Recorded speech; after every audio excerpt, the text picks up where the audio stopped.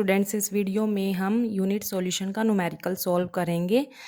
Statement देखो क्या numerical की 18 gram of glucose C6H12O6 is dissolve in 1 kg of water in a saucepan at what temperature will water boil at 1.013 bar KB for water is 0.52 kelvin kg per mole. देखो हमें pure water का boiling point तो हमें पता है 100 degree Celsius होता है, ठीक है। और अब देखो यहाँ पर जो वाटर है वो क्या है, सोलवेंट है। अब इस वाटर में, प्योर वाटर में क्या किया, 18 ग्राम ग्लूकोज ऐड कर दी इन 1 kg ऑफ वाटर में, ठीक है ना, सॉसपैन। तो क्या बन गया, सॉल्यूशन बन गया, ठीक है। अब देखो प्योर वाटर का बॉइलिंग पॉइंट तो हमें पता है। जब प्योर वाटर में ये 18 ग्राम ग्लूकोज ऐड कर दी तब उस वाटर का बॉइलिंग पॉइंट क्या होगा वो हमने निकालना है। सॉल्यूशन का बॉइलिंग पॉइंट निकालना है, मतलब ग्लूकोज ऐड करने के बाद उस वाटर का बॉइलिंग पॉइंट क्या होगा इस प्रेशर पर। और यहाँ पर मोलल एलिवेशन कांस्टेंट की वैल्यू भी गिवन है फॉर वाटर के लिए। के भी क्या होता है यहाँ पर, molal elevation constant which is 0.52 kelvin kg per मोल, ठीक है। तो यहाँ पर हमारे पास दो कंपोनेंट है, एक है वाटर, दूसरा क्या है, ग्लूकोज है, C6H12O6, ठीक है। अब देखो यहाँ पर हमने सॉल्यूशन का बॉइलिंग पॉइंट निकालना है और ये चीज़ हमें पता है। देखो जो एलिवेशन इन बॉइलिंग पॉइंट होता है, या फिर हम बोल सकते हैं चेंज इन बॉइलिंग पॉइंट होता है, वो क्या होता है, boiling point of solution minus boiling point of pure solvent, ठीक है, ये होता है। ये फॉर्मूला हमने डिस्कस कर रखा है जब हमने टॉपिक डिस्कस किया था एलिवेशन इन बॉइलिंग पॉइंट, तो उसमें हमने ये फॉर्मूला निकाला था। एलिवेशन इन बॉइलिंग पॉइंट मतलब चेंज इन बॉइलिंग पॉइंट किसके इक्वल होता है, boiling point of solution minus pure solvent का बॉइलिंग पॉइंट, ठीक है।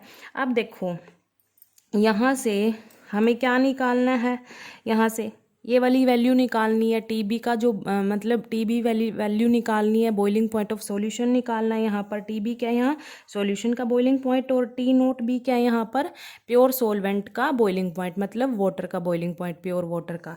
और डेल टीबी क्या है, चेंज इन बॉइलिंग पॉइंट, ठीक है। जो डेल टीबी है वो तो हम यहाँ से निकाल सकते हैं, जो क्वेश्चन में गिवन डाटा है उसको यूज़ करके। हमारे पास देखो यहाँ पर जो डेल टीबी है उसका फॉर्मूला क्या होता है, के बी मल्टीप्लाई यहाँ पर W2 divide by M2 multiply W1 in kg। देखो यहाँ पर आपको पता है डेल टी बी तो क्या होता है, चेंज इन बॉइलिंग पॉइंट होता है, और क्या के बी क्या है यहाँ पर, मोलल एलिवेशन कांस्टेंट है, और W2 क्या है यहाँ पर हमारे पास, ये क्या है, एक्चुअल मास है सोल्यूट का। सोल्यूट क्या है यहाँ पर, 18 ग्राम ग्लूकोज है ना, ग्लूकोज का मास दे रखे हैं यहाँ पर, एक्चुअल मास 18 ग्राम है। और M2 क्या है यहाँ पर, मोलर मास है सोल्यूट का। W1 क्या है, एक्चुअल मास है सोलवेंट का, वो क्या दे रखा है, 1 kg दे रखा है।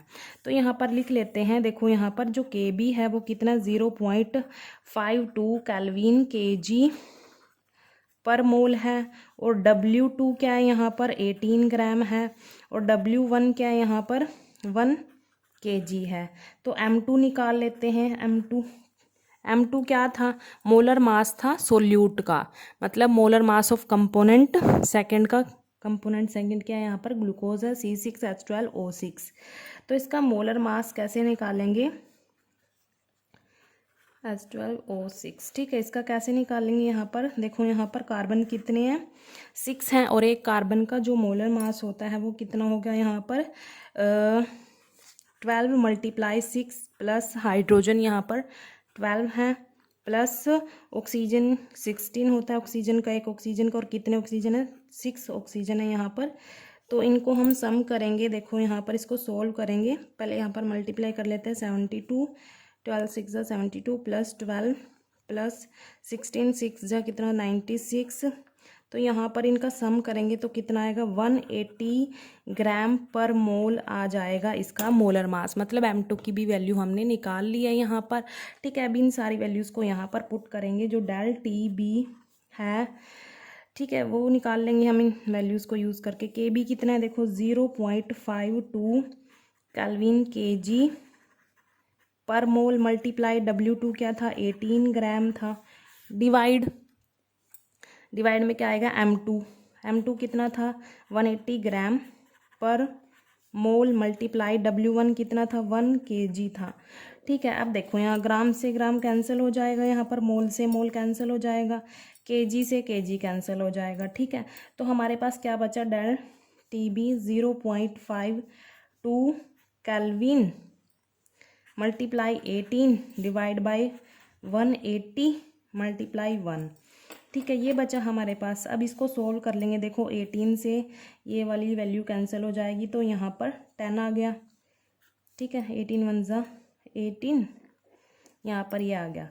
अब क्या हो गया, डेल TB क्या बचा 0.52 डिवाइड में 10। इसको हम सोल्व करेंगे तो हमारे पास क्या आएगा, यहाँ पर ये केल्विन में था तो 0.052 केल्विन आ गया। डेल TB की वैल्यू क्या आई हमारे पास, 0.052 केल्विन आ गई। तो इस वैल्यू को हम इस फॉर्मूले में पुट कर देंगे। ठीक है, अब देखो जो डेल TB है वो क्या था, boiling point of solution minus pure solvent का बॉइलिंग पॉइंट। ठीक है, अब डेल TB तो कितना है 0.052 केल्विन है और TB हमने निकालना है माइनस क्या होगा, प्योर सोलवेंट का बॉइलिंग पॉइंट। प्योर सोलवेंट क्या है, यहाँ पर वाटर है और वाटर का बॉइलिंग पॉइंट सेल्सियस में तो 100 होता है, 100 डिग्री सेल्सियस। ठीक है, 100 डिग्री सेल्सियस होता है। अब केल्विन में इसको चेंज करना है तो कैसे करेंगे, 273.15 इसमें ऐड कर देंगे।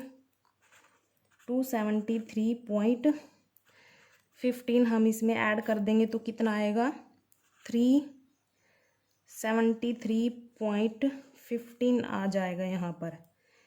ठीक है, तो हमारे पास 373.15 केल्विन आ गया ये T0B की वैल्यू। ठीक है, अब यहाँ से हम क्या करेंगे, TB की वैल्यू निकाल लेंगे, मतलब बॉइलिंग पॉइंट है जो सॉल्यूशन का वो निकाल लेंगे, या फिर हम बोल सकते हैं बॉइलिंग पॉइंट ऑफ वाटर निकाल लेंगे। जब हमने ग्लूकोज उसमें ऐड कर दी थी वाटर में तब उसका बॉइलिंग पॉइंट क्या था, ये TB की वैल्यू हम निकाल लेंगे। कैसे निकालेंगे, इधर माइनस में उधर जाके प्लस में हो जाएगी। ठीक है,